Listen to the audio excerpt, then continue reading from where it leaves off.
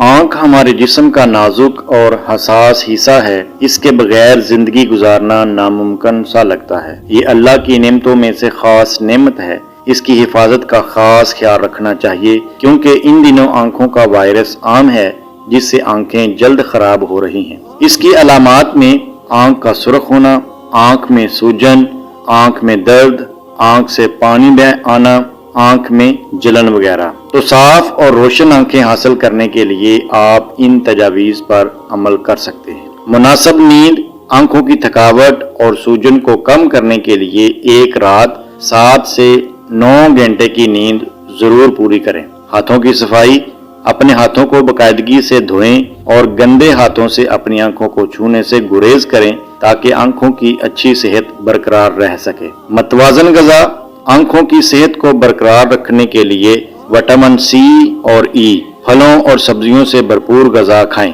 Hydrated جسم، اپنے جسم اور آنکھوں کو اچھی طرح سے ہائیڈریٹ رکھنے کے لیے زیادہ مقدار میں پانی پئیں۔ عرق گلاب، اپنی آنکھوں میں باقاعدگی سے عرق گلاب ڈالا کریں، اس سے آنکھوں کی جلن اور سرخ پن ٹھیک ہو جاتا ہے۔ آنکھوں کی ورزش، اپنی آنکھوں کے پٹھوں کو آرام اور مضبوط بنانے کے لیے آنکھوں کی سادہ ورزش کریں۔ الرجی کا انتظام، اگر آپ کو الرجی ہے تو آنکھوں میں سرخی اور خارش کو روکنے کے لیے ان کا صحیح طریقے سے انتظام کریں۔ آنکھوں کو مسلسل پانی سے واش کیا جائے، عرق گلاب کا استعمال کیا جائے۔ الٹرا وائلٹ شعاؤں سے حفاظت، اپنی آنکھوں کو نقصان دہ الٹرا وائلٹ شعاؤں سے بچانے کے لیے باہر نکلتے وقت الٹرا وائلٹ تحفظ کے ساتھ دھوپ کے چشمے پہنیں۔ تمباکو نوشی سے پرہیز، تمباکو نوشی آنکھوں کے مسائل کا باعث بن سکتی ہے، اس لیے اسے چھوڑنا یا اس سے پرہیز کرنا آنکھوں کی صحت کو بہتر بنا سکتا ہے۔